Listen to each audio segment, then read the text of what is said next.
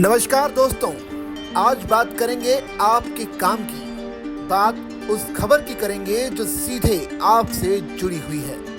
आप में से बहुत से लोग मेट्रो सिटीज मतलब दिल्ली, मुंबई, जयपुर, भोपाल, लखनऊ या फिर पटना जैसे शहरों में रह रहे होंगे, जहां एक जगह से दूसरी जगह जाने में आप पब्लिक ट्रांसपोर्ट जैसे कार, बाइक और ऑटो का इस्तेमाल भी करते होंगे।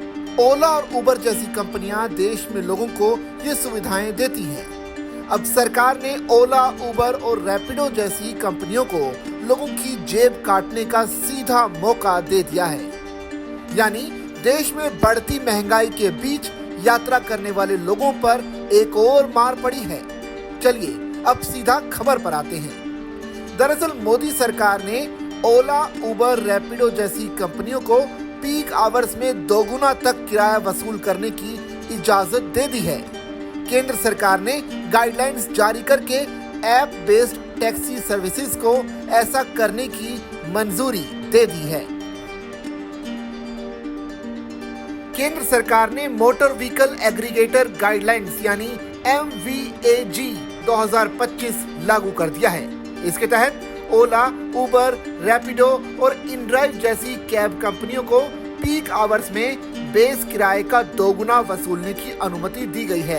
पहले ये सीमा 1.5 गुना हुआ करती थी, यानी अब से डबल जेब कटेगी।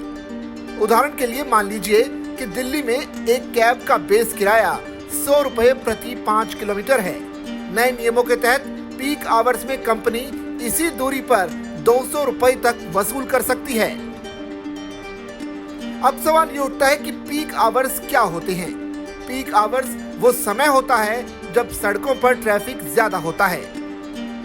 तब कैब की मांग बढ़ती है या मौसम खराब होने की वजह से लोग ज्यादा कैब बुक करते हैं। आमतौर पर ये सुबह 8 से 11 बजे और शाम 5 से 9 बजे के बीच का समय होता है।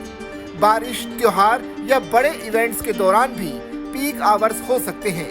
उदाहरण के लिए नोएडा में मॉनसून के दौरान भारी बारिश हो रही है। ऑफिस टाइम में जब लोग घर या ऑफिस जाना चाहते हैं तो मांग बढ़ जाती है। वहां प्रति किलोमीटर का बेस किराया 20 रुपए है। बारिश के दौरान पीक आवर्स में 5 किलोमीटर की राइड के लिए आपको 100 रुपए की जगह डबल यानी 200 रुपए तक देने पड़ेंगे। पहले ये अधिकतम 1.5 गुना यानी 150 रुपए हुआ करता था।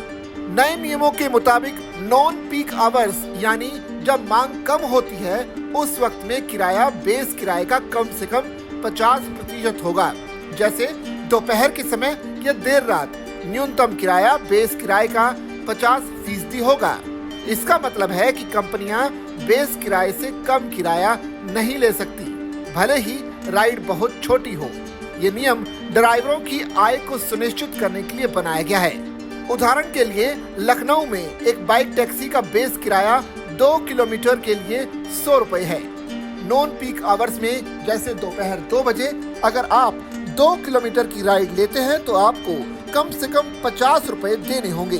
कंपनी इसके लिए पहले और भी कम रुपए चार्ज किया करती थी। अब आपके मन में सवाल आ रहा होगा कि बेस किराया क्या होता है और इसे कौन तय करता है, तो चलिए इसका भी जवाब जान लेते हैं।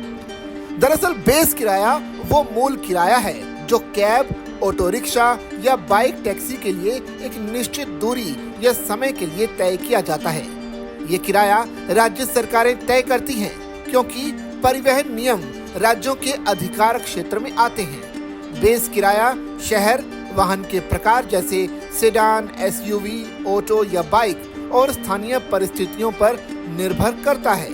सरकार की नई गाइडलाइंस के मुताबिक अगर ड्राइवर राइड स्वीकार करने के बाद बिना किसी उचित कारण के राइड को कैंसिल करता है तो उस पर बेस किराए का 10% जुर्माना लगेगा, जो अधिकतम 100 रुपए तक हो सकता है।